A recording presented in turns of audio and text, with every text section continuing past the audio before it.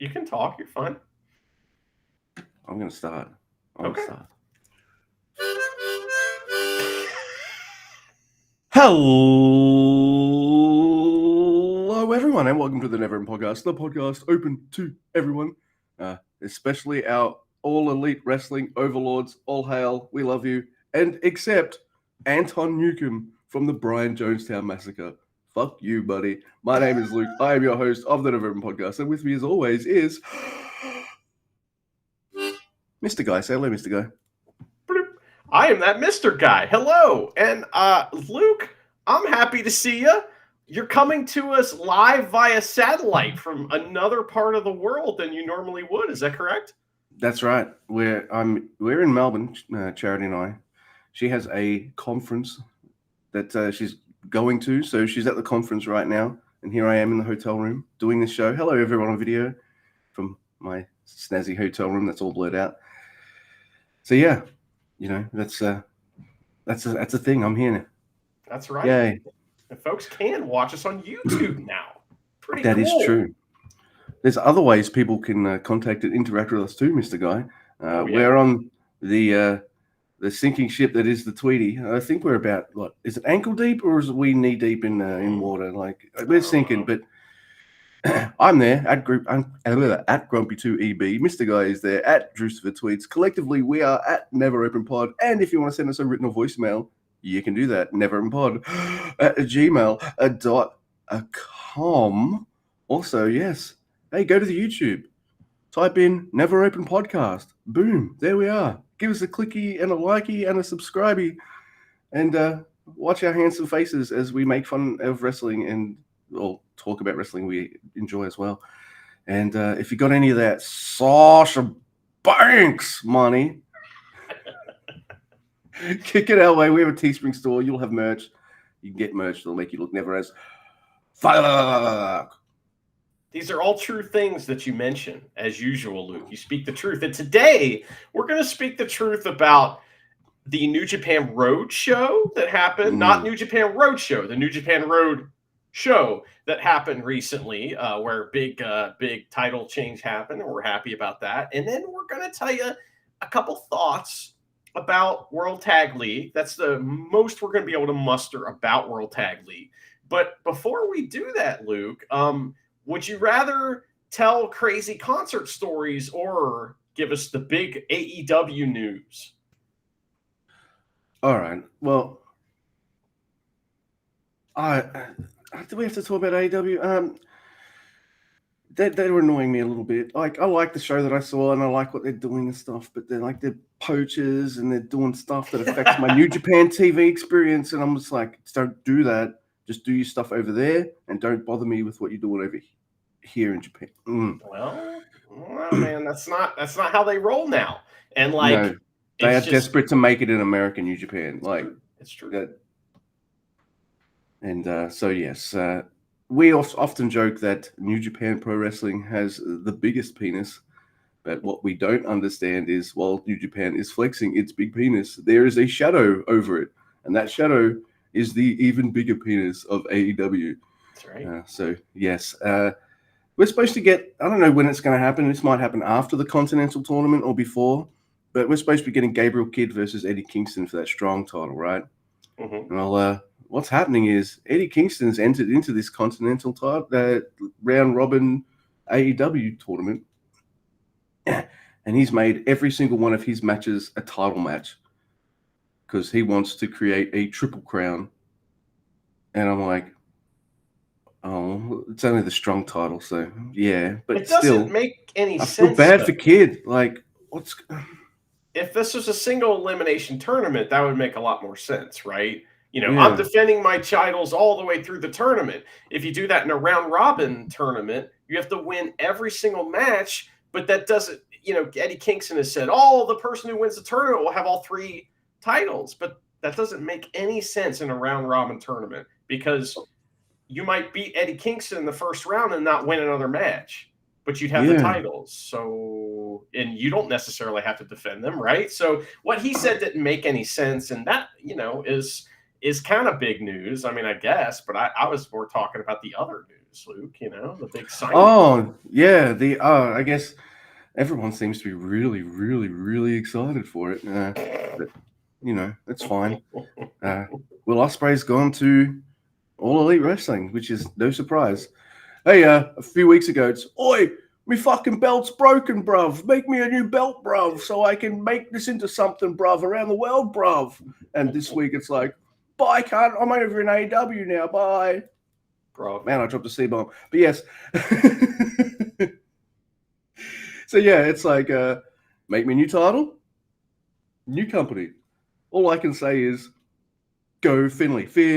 Well, the character of Will Ospreay has nothing to do really with these decisions as far as making new titles and stuff. Yeah. It's just a thing, but it does make him look like an idiot, a little bit. But at the same time, New Japan has also announced that AEW has signed Will Ospreay, and they said, some kind of comment along the lines of, we look forward to his adventures in AEW and in New Japan. So apparently it's not a this or that kind of situation. It's more of a he's signed to AEW.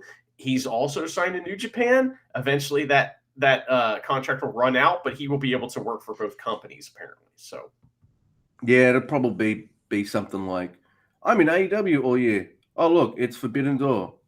Oh look, it's Dominion. That kind of thing. Yeah, probably. That's fine. I kind of prefer his big matches. If I was going to watch just his big matches, that's fine with me.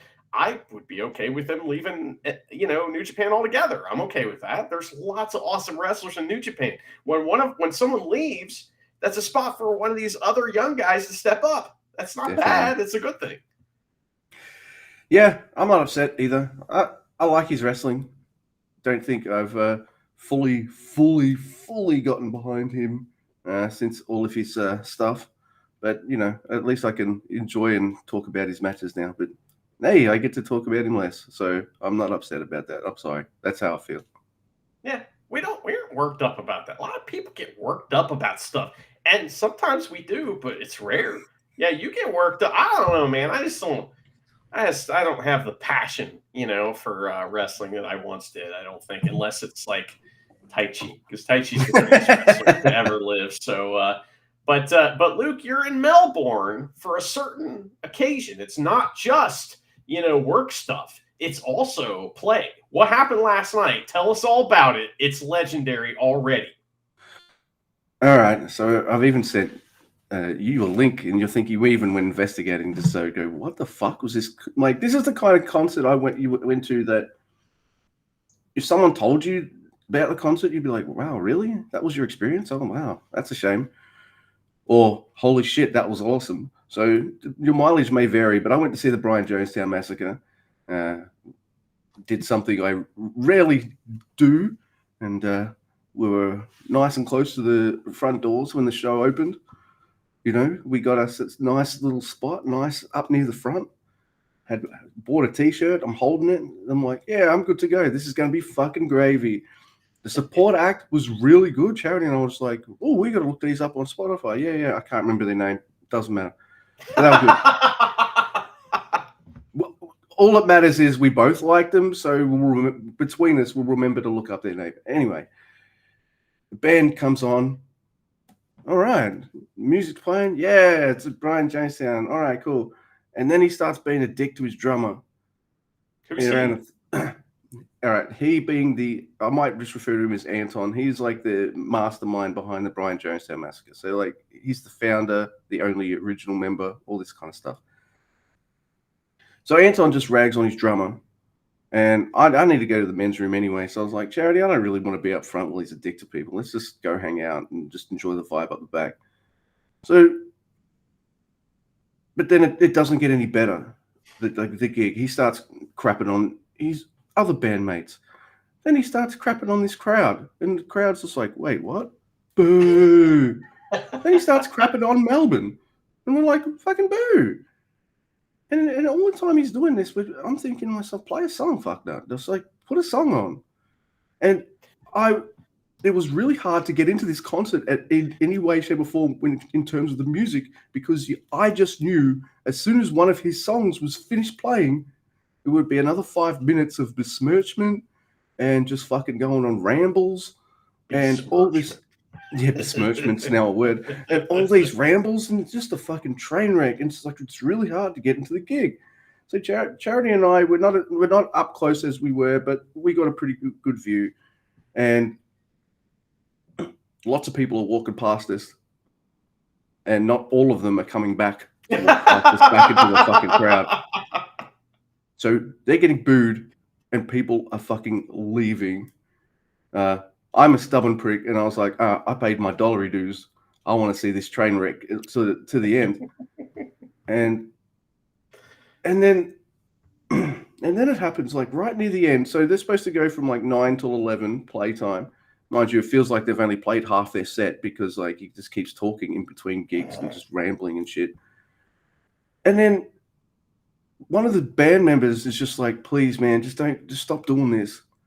Not tonight, man. I was like, come on, man. Because it's a sold out show, by the way. Like this venue was sold out, the Forum in Melbourne. And the guitarist just had enough. And suddenly he's chasing Anton around the stage. And they just start fighting on the stage. So security rushes to the ring. I'm used to wrestling. Security rushes to the stage and calls for the freaking curtain. The curtain drops. Oh my god! And the show's fucking over. That's it. Just go home.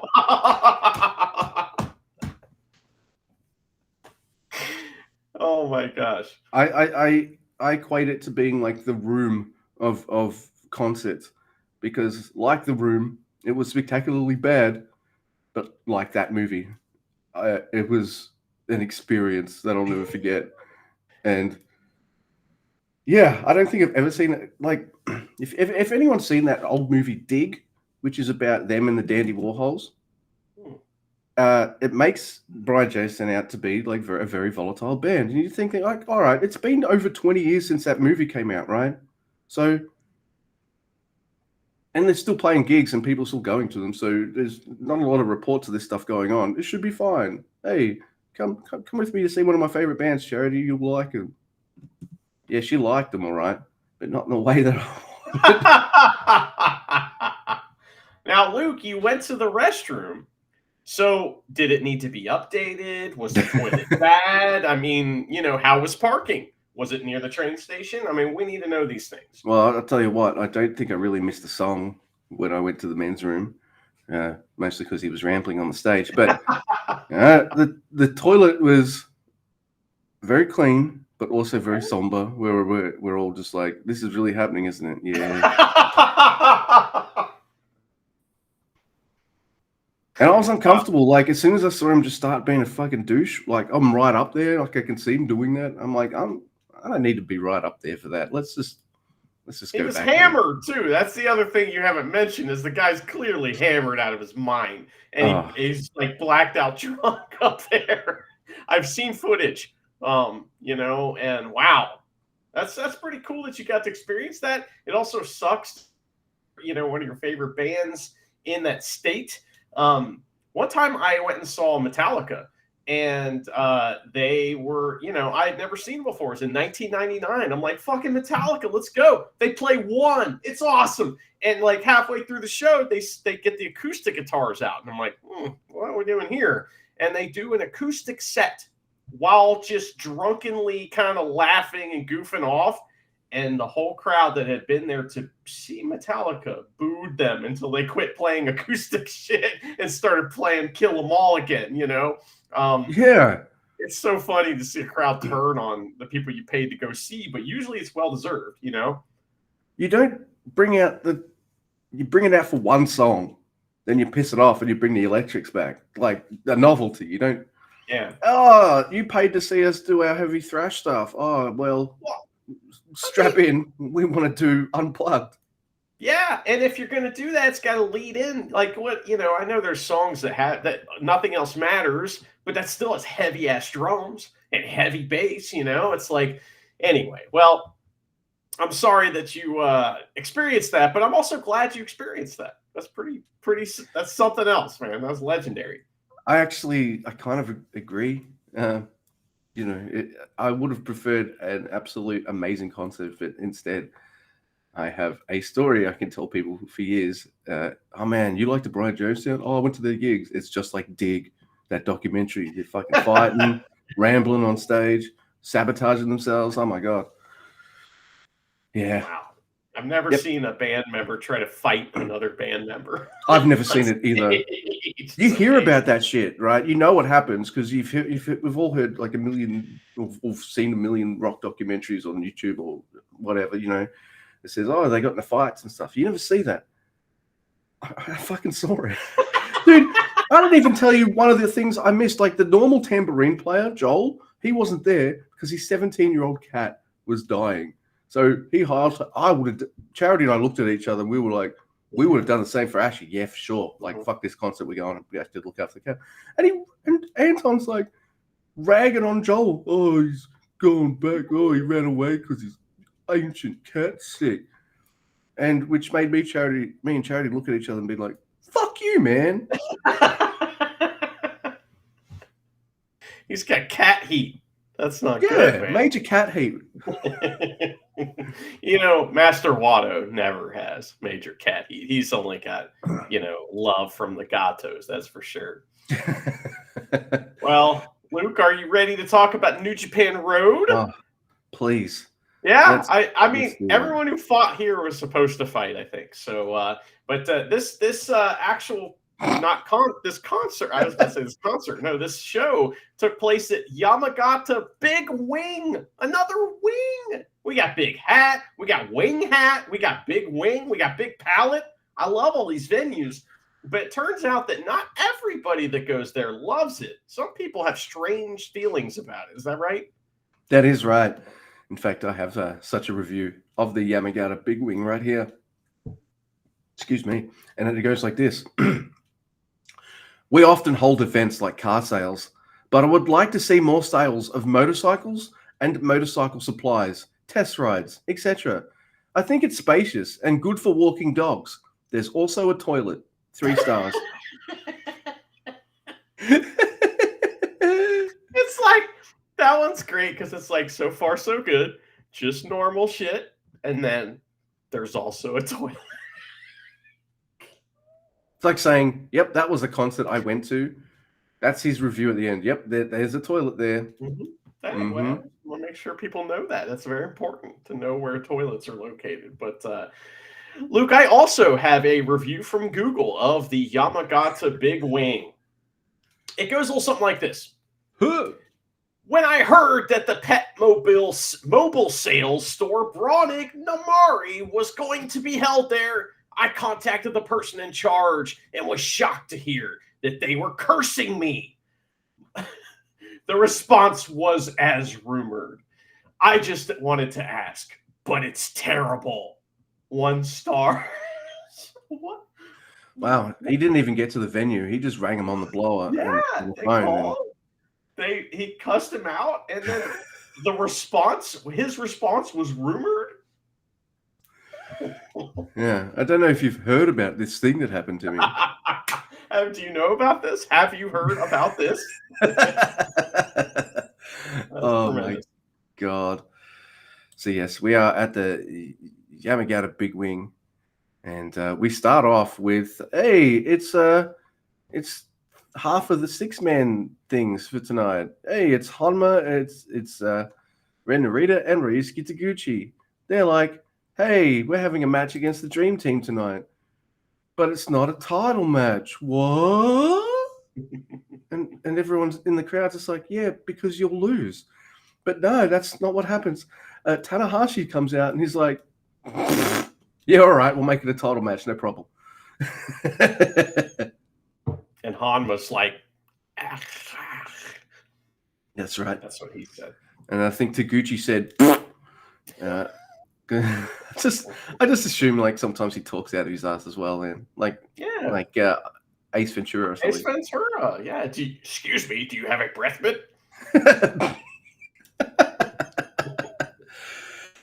Oh my goodness! And then we start off. As soon as I see who's coming out for this match, I'm like, oh, I know the finish straight away. It is Bolton Oleg, Yuto Nakashima, and Oscar Loeb. versus Makabe, Togi Makabe, Hiroyoshi Tenzan, and the obvious winner of this match as soon as he comes out, Mr. Goddamn Bread, Satoshi Kojima. Yeah. As soon as I saw Bread, I was just like, yep, just which young lion is it going to be? So I do like seeing Oleg just grabbing Kojima in a gut wrench, though. And he's like, here and there. That was awesome. Mr. Bread, he loves to bump around, man. He's really good at it. He responded to that on Twitter. He quote tweeted a video of that and said that he is not a device for working out. No, he's not there to help Bolton Oleg improve his abs. Not that they really need improving, but yeah. Makabe gets whooped on by Oscar Loeb, which is awesome. And this is when I noticed, because I'm just like, wait, what? Marty Asami's reffing this match? Jerking the curtain. Damn. Wow, that's weird. Anyway, we get to see Bread, and he's doing chops on Oscar. We get to see Oleg doing a huge belly-to-belly on Togi Makabe, which is something I like to see. But come on, it's Baggett of Death, Lariat, by Kojima, because, come on, man. Yeah. He pins Nakashima. He does. But the young Lions looked awesome in that match, man. They looked fantastic. I was like, wow. I don't know. Looked really cool. It's also nice because like Bolton Oleg, he kind of is bigger than Makabe. And when he hit that huge suplex, belly suplex, it looked like Makabe was much smaller than he normally looks. So just put it that way. He got some air in that suplex too. It was pretty nice. Yeah. And then we get Oscar staring down Makabe at the end. And I was like, yeah, I want to see you kick this guy's ass. I mean, he's not gonna, but, you know. Next, Luke, we have a tremendous tag match. Holy shit, this match is awesome. It's Toru Yano tagging with Master Wato versus Gato and Ishimori. This is tremendous. So, important part of this match is we have young ref Sakamoto presiding here. And briefly, Ishimori and Wato, they wrestle straight up. But Ishimori don't want to do that because Master Wato has Ishimori's fucking card. He's got it. Like, every time. It's awesome. It's like one of the cool like little mini storylines in New Japan is that Wato can beat Ishimori. He's got his number. So Yano has a lot of problems getting off the turnbuckle covers in this match, which kind of makes everything that happens more fun. But it's all about the finish here, okay? The finish is so awesome. So Gato, he hits the ref with the turnbuckle pad, right? So Sakamoto is going to like kick Gato. He's like, I'm going to kick you for what you've done to me, right? And so Gato pulls the turnbuckle pad in front. So now the ref kicks the sponsor. And Yano and Gato's reaction are like, what? You can't do that. So Sakamoto gets down on his knees and does the Dogazi, bow. And he's not looking, of course, because he's, respecting, he's apologizing to this corner pad. And so Gato tries a low blow, but Yano catches him. And then he pretends to get hit by the low blow, right? And Sakamoto sees that. So DQ, fucking, Gato and Ishimori lose. And, of course, Bullet Club, they beat up the turnbuckle pad after the match. But I love that finish. That was great. I love that finish too, because he just expected, ref's not looking, low blow by Yano, it roll up, it's over. Instead they went in that direction. Oh, he got me in the nuts. Ring the bell. Sakamoto was more than happy to ring up, Gato and DQ him. Because he's like, fuck you, dude. You just tricked me into disrespecting the sponsors. So. Man, I'm glad I get to cover this match because there's a spot in this match that I managed to rewind and show Charity to say, like, do you see this too? Am I just like making it up because I like to rag on these wrestlers? And she's like, nah, I see it. And it's hilarious. But the wrestlers I won't be ragging on, it's Callum, well, maybe a little bit. Newman, there we go. Great Khan and Mr. Hinare versus Yo and the Fisherman. That's Hiroki Goto and Yoshihashi. All right. I'm in tears, and it distracts me the entire match. And I even rewound it and watched it a couple more times because it was just so funny. There is a spot where Great Khan, it's early in the match, Great Khan's on the mat. He's on the mat, and Goto is supposed to hip toss Yoshihashi right onto him. He does that. But it's not a tag team match. It's a 6-man match because Yo is right behind them already. It's not Yo's fault at all. Already in position to be hip tossed onto Great Khan. Goto forgets, and Yo just falls right on top of Great Khan. That was great. And I see it happen, and I'm not sober at the time, so it's even better. And I'm just I'm laughing my ass off. It's hilarious. Charity's like, what's so funny? Check this out. She sees it, and she's like, explain it to me again. I'm like, all right, this is what the spot is, and watch Goto. And then watch Yo just fall flat onto Great Khan. And then, because I see, I pay way too much attention to some of these things sometimes. Anyway, the rest of the match happens, and it's fine. It's pretty good. I didn't hate it.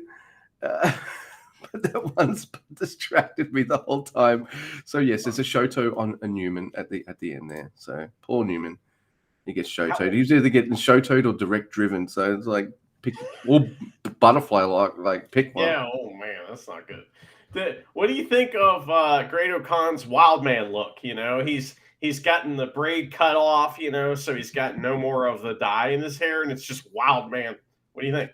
Great Khan now looks like the guy, like his Tweety persona and his in-ring persona have collided. I don't know what he's like to hang out with, but you see his Tweety, I'm riding a giant cock. I'm doing all sorts of weird shit. I'm a wild man. Look at all the chicks I've got with me. Like that kind of stuff, right? Like, anyone in the Empire, if you can hear this, is he the best wingman ever when it comes to like going out and stuff? Maybe not. Maybe he doesn't save any for anybody else. No, they're all his subjects, peasants. Yeah. By the way, what's going to happen with the United Empire now that Will Ospreay's gone? Oh no! Who could possibly lead them? Geez, I wonder if it's the one guy in that group that will probably never leave New Japan. Instead, but they'd have to heat him up first. But this is New Japan. If they had to heat up Great Khan, they could do it no problem. Well, next, Luke, we have Shota Umino, Minoru Suzuki, Tiger Mask, and Yuji Nagata versus Hiromu, Bushi, Yota Tsuji, and Shingo. Is that right, or is that new guy with them? No, it's Shingo. It is Shingo. That's weird. Okay, so this is interesting because, with World Tag League, we actually get proper preview tag matches, so that threw me off a little bit. So Suzuki and Nagata, they fight over who's going to start, and it's great. There's all kinds of heat on Tiger Mask, of course. He has to get his heat, and he needs to talk to Naito about adding some Velcro to his wrestling shoes, to his wrestling shoes. That's what I'm thinking. But Suzuki runs wild on Tsuji, and Hiromu sneaks up behind him. But Suzuki has to be hit several times before even noticing that Hiromu's there. That was really fun. So there's a big forearm fight between Tsuji and Suzuki. It's fun. Shota hits Bushi with the blast hidden super blast blade for the win. Why is he still doing that? Yeah, why is he doing that? The thing's over. Guess it's his move now, Well, even though he lost. The other guy's over in AEW. So yeah, but the other guy won. He's got to lose that match now, right? He's got to lose on his back. Like, that's how it works. I don't know. But I wouldn't be surprised if he won. But, New Japan is the small ship at the start of A New Hope, and AEW is like the big penis that's Death Star that's being like, nah, Ospreay will win. I like the beginning of Spaceballs, where it's a little ship, and then it's like the longest ship. It's like 7 minutes of ship going by. It's so funny, man, because it's Dark Helmet's ship, and that's right. Yeah. Oh, Charity hasn't seen that movie, so it'll be. I think she'll appreciate it more now because now she's actually seen the original trilogy. So yeah, I don't know. It may not be something that if I saw it for the first time now, I don't know if I'd laugh as much as I grow. I mean, like Yeah, that's true, right? As a little kid, you'd walk up to your family members, say, "Hey, what's the matter, Colonel Sanders? Chicken," like that kind of stuff. And I my whole life I've known about that movie, so I can't imagine it would hold up or young people would appreciate it. Fucking damn kids and their damn helmets that aren't dark. That's the kids they suck, especially those kids I saw on stage at the Brian Jonestown Massacre last night. Oh my goodness! All right, did you finish that match? Didn't you? Oh yeah, Beyblade, you did. You sure did. All right, next we've got just 4 guys. It's because Taichi's in the main event versus House of Torture. Oh yeah, they're also kind of in the main event. So we got all the 4 guys that aren't in the main event. We've got Doki and other people, Rumura and Sonata and House of Torture. Like, all right, so it's cool seeing Kanemaru in a Paradise Lock. I know if he was in Suzuki-gun and fighting LIJ, it's possible that he's been in it before. But I feel like this is the first time he's been put in one since he betrayed Just 5 Guys. That son of a bitch. Oh, there's a spot where Doki's like, you know what? I'm going to try and suplex Evil. Okay, do it then. Unfortunately, he does not. And so oh yeah, and Taka Michinoku, of course, is in this match. So you know who's going to lose because Evil and his cohorts, they need to win this match. So all looks lost for the main event. That's how House of Torture works, and I'm fine with it. Kanemaru, he does outwit and pin Taka Michinoku as well, right near the end there. So good stuff. This means like the feud's kind of ended now, isn't it? I mean, I guess it. Why can't we get like Doki versus Kanemaru at the Dome or something? Maybe give me some Doki at the Dome. That'll probably be the main event, I would think. But I was busy during this match inserting pictures of Doki into classic rock album covers. And I think the House of the Holy One was the best one. But people like moving pictures too. So, it was pretty fun. I like your Abbey Road one as well. Oh, especially since I thought you'd make Doki like one of the guys walking there. Instead, you just put him on top of the Volkswagen that's on the cover. He's standing behind the 28 if Volkswagen, the famous Volkswagen. Paul would be 28 if he was still alive. That's what that means. But Doki was the ninja who killed Paul McCartney back in the day. But anyway, Luke, we have the main event. It is. Oh, this is not the main event. This is the co-main event. It is Ren Narita, Taguchi, and Hanma versus the Dream Team for the Stank Belts. And they, the fucking, like, the non-Dream Team, they come out to Hanma's actual music. And I'm thinking to myself, I kind of like his fake music better, But Okada immediately gets booed for not respecting the rope break versus Hanma. The crowd is all about. They know exactly what to do, and the fucking Dream Team are complete dicks in this match. Oh. So, Ishii is Ishii, so like that's just like a complete dick right there. Ishii, he challenges Ren to a never battle, and Ishii easily wins that battle. Yes, he does. And the Dream Team just beat the shit out of Ren Narita. So Taguchi breaks up a pin with his ass, and the Ace sells it like he's been struck by lightning. And it's tremendous. So I love that. So Taguchi gets in, and he handles Ishii with his ass at first, but the Dream Team work together to put an end to the ass shenanigans. We get an ankle lock battle between Ishii and Taguchi. That's so fun, man. But the Dream Team are massive dicks, especially the Taguchi. Okada taunts the crowd many times when they cheer for Taguchi. He's like, no, you shouldn't be cheering for him. Hanma in versus the Rainmaker to wrap up the match. So I think the Dream Team hit their 3-way move on Hanma, but he kicks out. Oh my God, Hanma's going to win. He gets a Kokeshi on Okada, and the crowd loses their mind. Everyone lost their minds. Ren Narita and the Ace tag in, and they build to some really huge moments for the challengers. It's fun. Hanma hits a second row Kokeshi, and Ren hits a bunch of bridging suplex. But Tanahashi is way too smart and sneaky. He hits a little sneaky roll-up for the win. on Ren or on somebody he pinned. It was And, Ren.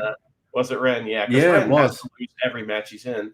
But Boo, really fun match, but poor Hanma. You know?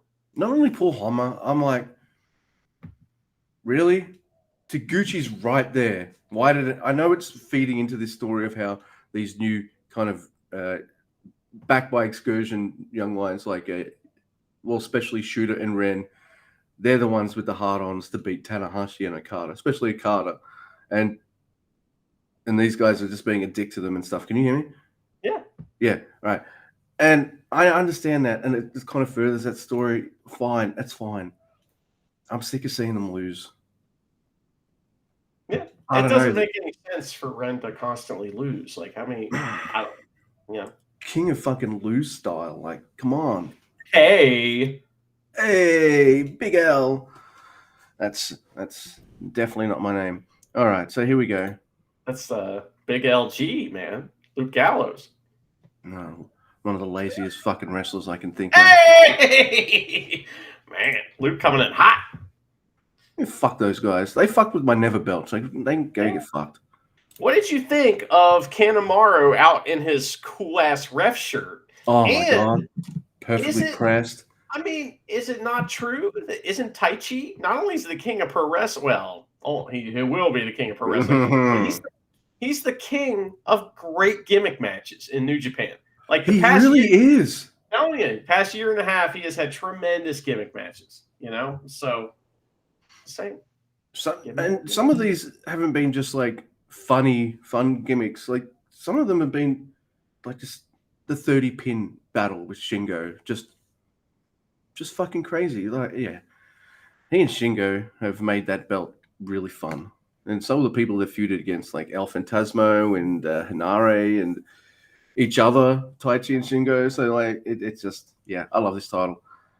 Well, I like the matches it comes out with, but this one is Taichi can't use any of his like awesome moves, not even the dangerous backdrop. Oh, and mind you, Sho's not allowed to use some of his moves, which ended up being like fucking triple double moonsaults and all this crazy shit Sho doesn't do. He's not allowed to use his signature move, the shooting star press. That's right. So. But Yoshinobu Kanemaru is the ref. So, all right. I know what they're going to do straight away, and I love it. It's just my shit. Sho goes for a pin. 1, 2. Taichi has to kick out really fast. Taichi gets the pin. The crowd's like, oh, get out of here. The crowd loves it. The crowd's into this so bad. Like, so good. Like, and then Taichi gets the pin. 1, 2. Oh, I've got to check the shoulders here. All right. Oh, he kicked out. Oh no. Taichi's out on the outside the ring, and Sho's just in the ring. 1, 2, 3, 4, 5, 6, 7, all the way up to like as close to 20 as you can get, and then Sho's out there. 1. Do do do do do do do do do. He checks the turnbuckle pads. He'll be like, "Oh, these look a little loose. Let me look at these. That's great." You know, and if Taichi gets thrown out of the ring towards where the other House of Torture guys are, suddenly Kanemaru is distracted by something on the other side, or he just goes to the corner and he's like, "Oh, I think I'll just have a sip of whiskey now. Fine, it's all good." Yeah, he's drinking whiskey, and it's great too. So like Taichi comes out in purple because he's going to be the king again, and that's the royal color. But also we have their respective teams out in support, much like they've been in the the lumberjack match and all that stuff. So yeah, so you've got all that kind of shit happening, and was there also a spot where Sho's got Taichi in a submission and like Kanemaru's kind of pushing the ropes out a bit? Yeah. He looks away. Sho gets tapped out by the stretch plum, and Kanemaru just pretends not to see it. And a match like this only works because Taichi has to fucking win and be the king of pro wrestling, right? He can't attack Kanemaru because he'll be DQ'd. Yeah. Right? Kanemaru can't be DQ'd, so he can do whatever he wants. It's great. It's absolutely amazing. I'm just in hysterics this whole time. Not only that, Show really milks everything. He milks everything for all he can. So does Kanemaru, but Kanemaru is usually like a really stone-faced, kind of cold-looking motherfucker, whereas Show's like a cartoon. He is a cartoon He's character. got the mouth guard adds to it, so it looks like he's got a black smile and these dark eyes. So he looks fucking evil. And I know he could go Never Style when he wants, but I love seeing all this different. Oh man.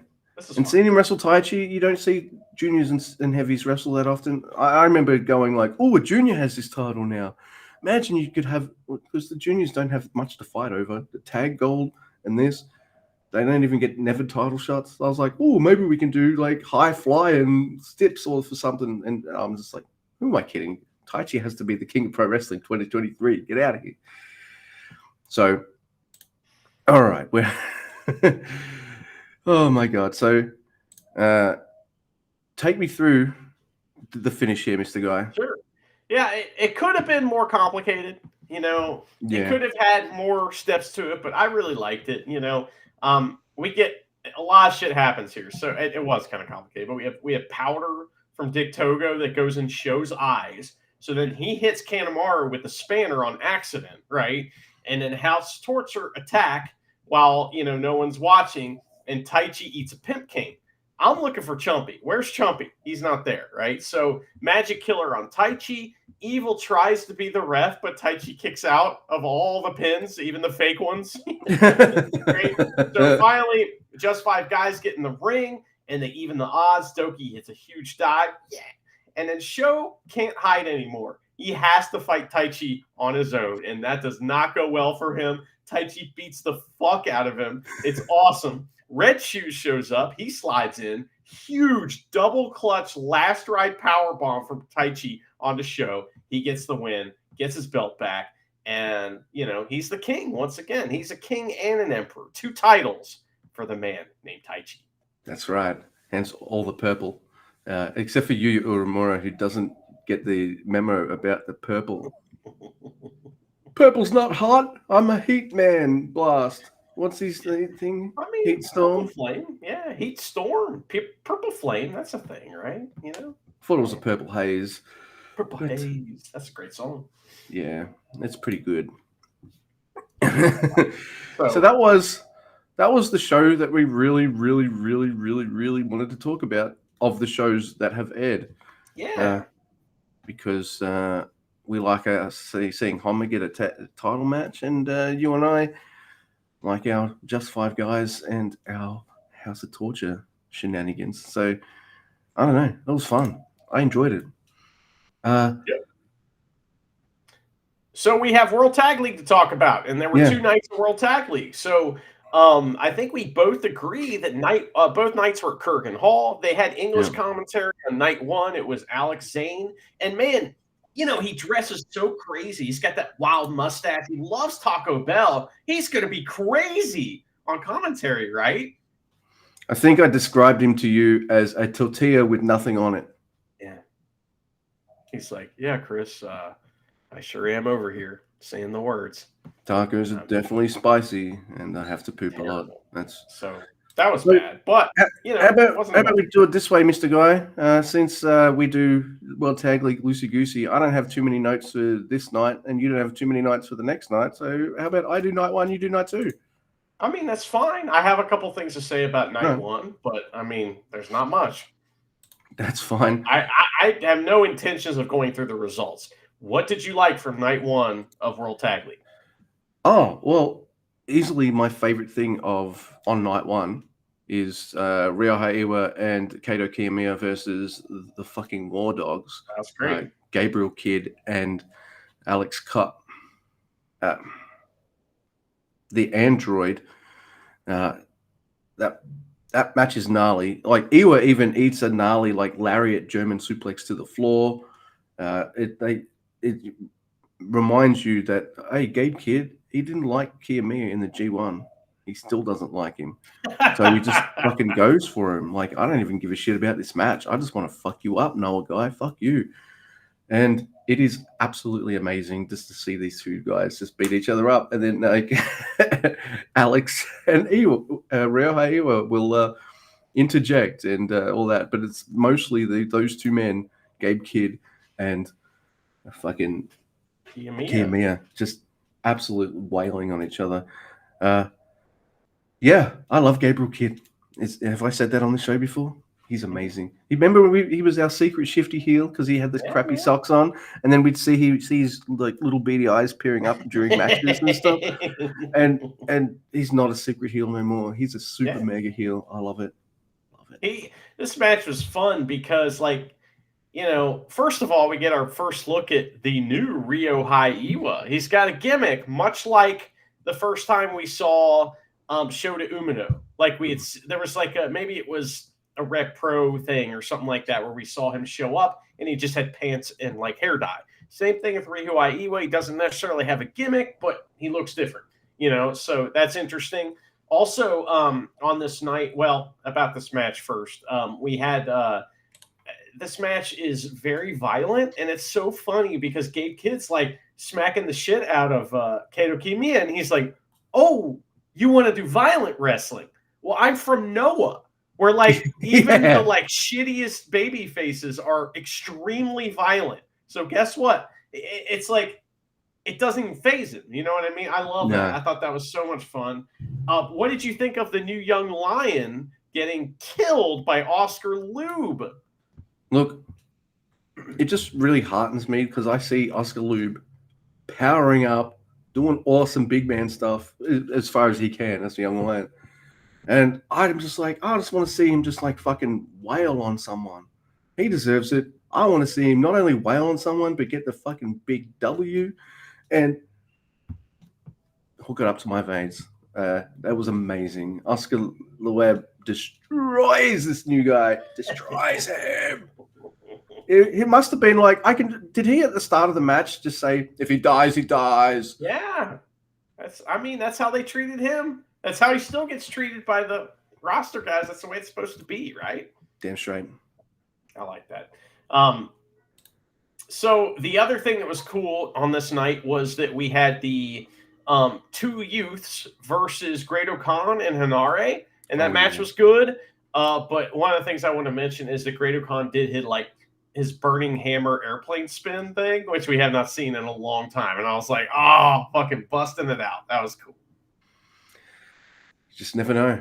His arsenal is so deep that I feel like every second or third match of his will say, we haven't seen that move in a while. And it's a completely different move to the last one. We like.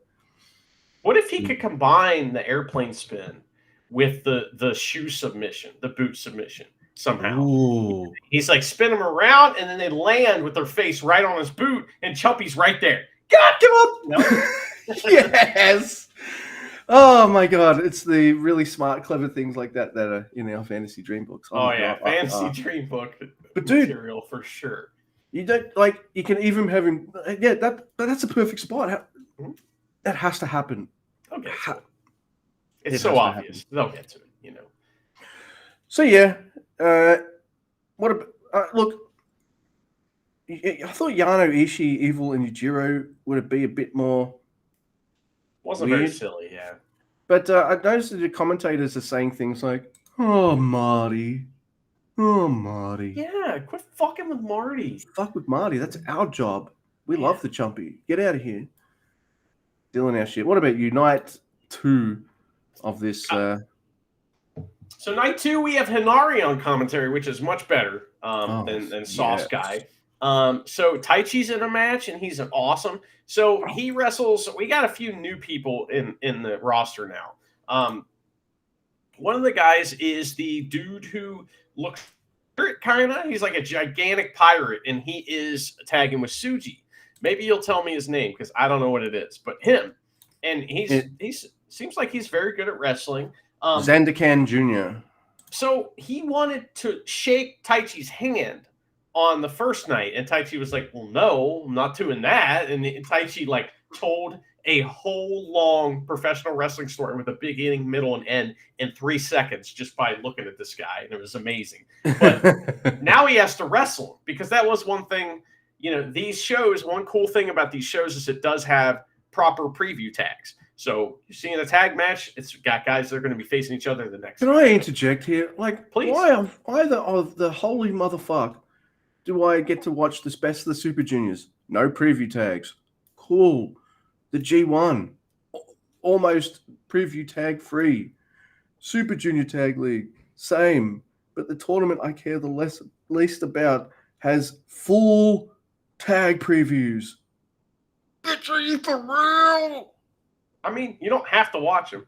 So, because if you're wondering why we are not giving this, respect, it's because it's fucking World Tag League. It's the end of the year. We covered every second of every match for the whole year. So this is our chill out time. Yeah, I'll have this on the TV, but we're not doing, we're not going to be taking you through every match. We'll tell you important shit that happens. We're going to miss most of it. So anyway, so Taichi had this story already where this guy wants to shake his hand. Well, in the match, he tries to do it again on night 2. And Taichi's like, nah, man. And so eventually these two build up to quite a whole thing because he forces Taichi to shake his hand at one point by using wrestling, which Taichi is disgusted by, and wipes his hand on the ref. And I was disgusted for him. I wiped my hand on my pants just because I felt sympathetic. Yeah, I'm doing that now too. Ickiness, But here's what happens: is later in the match, Taichi's got these marks on his chest from some chops that happened. And so this guy starts chopping Taichi, and Taichi's chest explodes and starts bleeding all over the place. And Taichi looks so fucking awesome, and it's so goddamn never. I love that. That was awesome. The other thing that I have on this night that I found was interesting is a Yoshihashi thing, similar to what you were talking about earlier. So this is so funny. So ELP, first of all, my God, ELP is like, starting his own ELP chant and stuff, or starting a Yoshihashi chant, excuse me, to fuck with Yoshihashi. The crowd's going along with it. When Yoshihashi gets in, he starts an ELP chant, and it's like, okay, ELP has so much charisma that Yoshihashi has to do something when he's around. So it forces Yoshihashi to try to be entertaining. But the part that I thought was so funny, and if you get a chance, go back and watch this. So ELP does his lion salt sequence, right? Where he hits the ropes and does the lion salt a few times. Usually he does that seamlessly without stopping. When Yoshihashi's doing it too, he goes towards the ropes, he pauses, he looks behind him to make sure Yoshihashi's in place, and then he hits the ropes. That made me laugh so hard. Oh, hey, I feel like we've talked about this a lot, that El Fantasma is a student of the game. He's highly motivated in what he's doing. He loves it, and he obviously pays attention to what other wrestlers are doing, or in Yoshihashi's case, not doing. Oh, my God. Oh, my God. That is absolutely fantastic. And it is, I feel like this is a big relief, Tag League, that we don't have to, we can just chill out and have a good old chin wag. But yeah, those were shows that we perused with our eyes.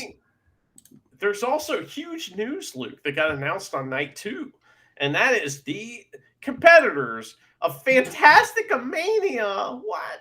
I don't care. So Fantasticamania is coming, and it's going to have the guys from CMLL in it. Sure fantastic. There's a bunch of them. Volador will be there. Mystico will be back. You know who else is going to be there? I want Hitchihiro. Teton! Hey. All right, I've got the whole list. Should I do it in the voice of the Fantasticamania lady? No.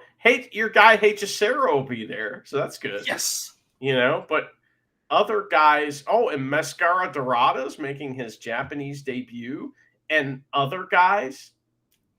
All right, so we got Mystico, Volador Jr., Teton, Atlantis Jr., Sobrano Jr., of course, Dark Panther, okay, Stigma. I wonder if Stigma has a lot of, he gets shit about everything. Yeah. So if Fantasticamania is shit, everyone's going to blame Stigma straight away.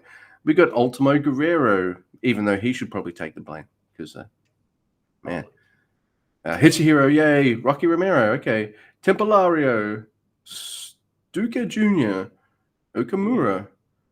And making their Japanese debuts, Mascara Dorada, Picasso, Brillante Jr., Magnus. Wait, Magnus Carlsen? He's bringing the Defunto. anal beads. This February. Have you seen how February is spelled at the bottom of this? February. Yeah. Sure is. Yeah. It looks goofy. I don't care about Fantastica Mania. We will cover that similar to World Tag League. Those are kind of the two chill out parts of the year. So it's ironic and fitting at the same time that Fantastica Mania would be announced during a World Tag League.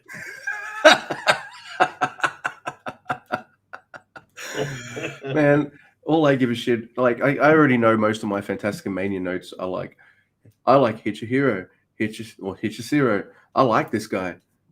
The end. All right, man. Let's do it. I'm running out of my backlog here, but it is a wrestler diary. Oh boy, wrestler diary time! Who is it today, Luke?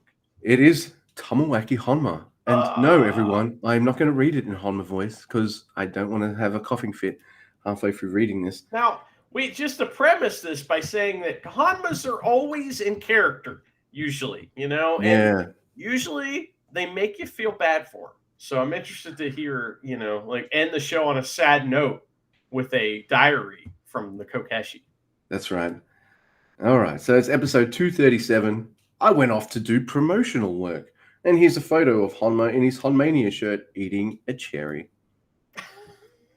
October 22nd, 2023.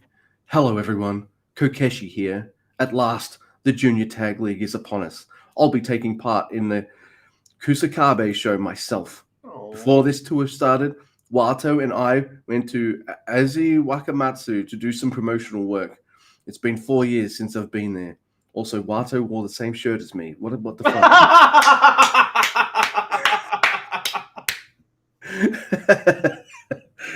That was great. I understand that we are inevitably going to be focusing on running shows in big cities, but I want to bring New Japan Pro Wrestling to the whole of Japan. If you see us coming to your hometown, don't you feel the need to go and watch? Man, what a worker. Yeah. I think there's a lot of hidden demand, and that's why I want us to have shows all over the place. In particular, I want us to tour Hokkaido. It was tour, but there was a Hawaii in there. Sorry, I'm an asshole like them. And it's not a Honma thing. It's probably like the translator just fucked it up. Of course, it's Chris Charlton, so I'm blaming him. As far as I'm aware, he does all the diaries. I don't know it for a fact, but I know it to be true, and I don't want anyone to confirm with me. I just want that in my head canon. Between my various dates doing promotional work, I'm back in training. I have to make sure to check their schedule off before I head off. This place is closed on Sunday. This place is closed on the second Monday of the month. Today is the third Monday. Okay, I'm pumped up. Let's go. I'm glad you got the right Monday, Honma. Kokeshi's inner dialogue here. He's like, oh, I got to go to the gym. This place is closed this day. Oh, today's not that day. Great, let's fucking go. That's right. Here's a photo of Wato and Honma looking sad outside the gym because assuming it's shut. I'm pumped up. Let's go. It's not open? Ah! What? Why? I checked, and it turns out that if the second Monday of the month is a public holiday, they close on the third Monday of the month in lieu. The second Monday was Sports Day, a national holiday. Sports Day? Yeah, we talked about that a little bit. So yeah. A national holiday. Damn! Wato said he made the same mistake. We two grown adults were made to look like fools. Yeah. They hid that part right at the bottom of their policy. So sneaky. Like, what is it about the second Monday? This sounds like some kind of rando bureaucratic day. All right. This is like something out of Brazil, the movie Brazil. For sure. Yeah, right. Man, good call. I couldn't resist the urge to work out, so I went to Anytime Fitness instead, even though it's far away. I woke up early the next morning and got my revenge. Aw, here's a photo of Wato and Honma now at the gym, and they're smiling. Oh, they're really happy. Revenge on no one. Who did they get revenge on? The holiday? The public holiday? They just went back to when it was open. Yeah. Yeah. I also want to talk about Tsuichiyo Kokeshi dolls. I'm just going to call them Kokeshi dolls, if that's all right, miss everyone listening to this, so you don't have to hear me say that other word that I really butchered badly. Kokeshi is one of the three most famous types of... The Tsuchiyo Kokeshi is one of the three most famous types of Kokeshi dolls in Japan. The others are Naruko Kokeshi dolls, Tagada Kokeshi dolls, and Tomoaki Hanma Kokeshi dolls. Awesome. Oh, wait. There are 4 types of famous Kokeshi dolls. Well done, Hanma. There's a photo of him. Well, he's always working, man. He's got his Honmania shirt on, and he's posing next to one of these dolls. The Super Junior Tag League teams to watch are as follows. El Desperado and Master Wato. That's it. There's only one team to watch as far as I'm concerned. Desperado and Wato are the best of the best. They're strong. Then again, just because 2 strong men team up doesn't make them a strong team. No, you don't want to be a strong team. You won't be invited to World Tag League. That's right. Man, I still feel bad for the West Coast Wrecking Crew, man. I like those dudes. Though. That was very funny. Yeah. It's not always the case. That's the difficult thing about tag teams. I think before this tour started, something changed in Wato. He never used to be the sort of guy to get all fired up. He won the best suit, never mind. He wouldn't should in his matches. He just went about his business. I think that 7-match series woke something up in him. He's got a dimension to him. He's got more energy. I mean, there was recently a Desperado meet and greet at Tower Records, and he crashed it, showing off a T-shirt he made out of a selfie he took. Wow. It's a big deal. But Desperado is stubborn, self-absorbed, for better or worse. It might be tough to get on with Desperado, but if you do, you'll win. That's for sure. They were like water and oil before, but this time I think they're going to mix. Wato is not much of a talker. You might almost say he may as well be mute, but perhaps there's something that's something that can sharpen under Despe's tutelage. I don't know whether I want to see that. Anyway, I'm looking forward to following this team. The Super Junior Tag League has just started. Please come and watch. Kokeshi is happy. Everyone is happy. Aww. Yeah, it's true. And here are the teams you need to watch. You look up Done. there. Hey, there he is. Right being happy Kokeshi. But yes, it's interesting how he told the story of what a good brother. You know, he's the opposite of Makabe, isn't he, Hanma? You know, he's all about putting his buddies over and being like, you know what? I got this time here. Let's talk about, Master Wato. Give him a little shine, you know, in my wrestler diary. You can't hate it, you know. Does the Makabe even have these? I don't care. Me neither. It'd be about burgers and how awesome he is. Like, Makabe's the worst. He sucks. No. I've thought about this for a long time, just in case listeners haven't. Well, if you haven't heard that before, now you know, listeners, but maybe you haven't seen me rag on Makabe before. You can do that. Makabe fucking sucks, and I like making fun of him. Yeah, that's fun to make fun. He looks like a very thick-skinned individual anyway, so I don't think he kind of knows who I am or gives a fuck about what I... Oh, yeah, that's true. That's not true at all. I bet you he's very thin-skinned, but he will never, take it upon himself to somehow get translated this podcast into a way that he could understand it into Japanese, or if he even speaks English, he wouldn't bother to listen because we're not talking good about him. Yeah, that's true. If we were talking good about him, he'd know about it. He'd be like, how do I get on? You know? Yeah. Can I dress up like an ancient warrior? That'd be cool. You know? Are there burgers? You know, he'd want to know all those things. I don't want him on the... Nah. Mm-mm. Remember that time we pretended that you quit the show because Sonata won the G1 or something like that, or Ibushi won the G1, and you were so mad. The Never Makabe podcast. And Makabe took your place. That was great. So. Oh my goodness. Yeah. Hey, Mr. Andy, you got any burgers? I like that. That sounded like Ian doing Macabre right there. Hey, Hi, do hi, you look at like Andy. do you Want some like creepy? mayonnaise? You know who I'm actually doing? I'm doing an impression of Jason Statham. So that's what I was actually doing an impression of. That's right. Who you saw in the recent banger, Exportables. That fucking movie was a piece of shit. Piece of shit. So I'm going. Thanksgiving's coming up for us, and I'm going to go see a shitty movie with my buddy John. We're going to go see Hunger Games. I'm excited to go see a shitty movie with John. That's always a good time, and I've heard that movie is really shitty, so it's going to be a blast. I like bad movies, and it's fun to watch bad, especially when there's other people around to share in the pain or the laughs. Man, I hope it's spectacularly shitty just for you guys. Me too. I said that I'm going to bring a bow and arrow, and John says he's going to bring a loaf of bread because apparently that's like what Peter threw at Katniss in one of the movies, and I was like, that's deep lore. John knows the deep lore of Hunger Games. Dude, I've read those books. I have a sister that's like a decade younger than I am. Yeah.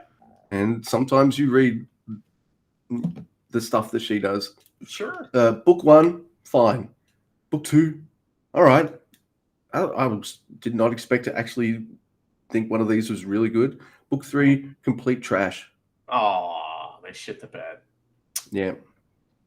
Shit the bed, Fred. That's right. So I've only watched one of those movies, and it was the second one, because I want to see how they adapt the good one, and then I was done. I like the movies just because they're fun, but I don't remember anything about them. The girl was on fire. Her dress was on fire. I remember that. Yeah, that's amazing. That's a fire dress. It was burning. Yep. All right. So, unless Mr. Guy has anything that he would like to add. Her dress was like burning. It was on fire. Then she shot the bow and arrow. In Satoshi Kojima, we trust. Stop.